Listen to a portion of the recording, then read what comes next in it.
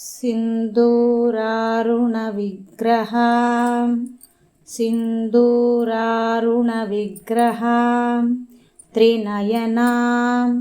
त्रिनयनां माणिक्यमौलिस्फुरत्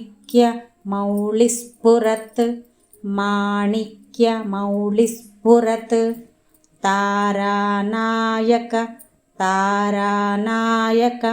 शेखरां स्मितमुखीं आपीनवक्षोरुहां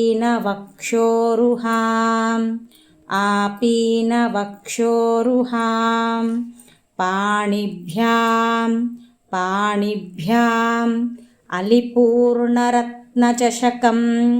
अलिपूर्णरत्नचषकं रक्तोत्पलं बिभ्रतीं सौम्यां रत्नघटस्थरक्तचरणां ध्यायेत् परामम्बिकाम्